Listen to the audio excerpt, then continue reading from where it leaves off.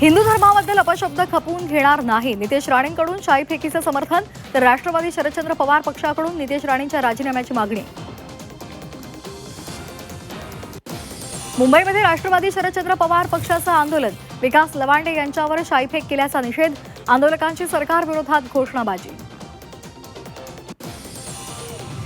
बंधू अशोक खरातला 14 दिवसांची न्यायालयीन कोठडी. कल्पना खरातला शोधण्यामध्ये पोलिसांना अपयश. नाशिक धर्मांतर प्रकरणामध्ये निदा खानच्या कुटुंबियांची एसआयटी कडून चौकशी. निदा खान आणि तिच्या आईची समोरासमोर बसून चौकशी. निदा खानला आश्रय देणं एमआयएम नगरसेवक मतीन पटेल यांना भोवलं. राहतं घर आणि कार्यालयावर चालणार बुलडोझर. महापालिकेकडून बांधकाम अवैध असल्याची नोटीस. पंजाबमधील आप सरकारचे उद्योग मंत्री संजीव अरोरा यांना ईडीकडून अटक. आर्थिक गैरव्यवहार प्रकरणामध्ये चौकशीची सहकार्य करत नसल्याची कारवाई. अटकेनंतर भाजप आणि आप नेत्यांमध्ये आरोप प्रत्यारोपांच्या फैरी. रिंकू राजगुरू आणि आकाश ठोसर पुन्हा एकदा एकत्र. सोशल मीडियावर फोटो शेअर.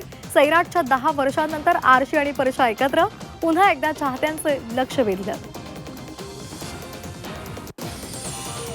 येवल्यामध्ये शेतकरी दाम्पत्यावर ऍसिड हल्ला. घटनेमध्ये पती पत्नी गंभीर जखमी. दोघांवर खासगी रुग्णालयात उपचार सुरू. नाशिकमध्ये एका युवकाची हत्या. मित्रांचं भांडण सोडवण्याच्या वादातून हत्या.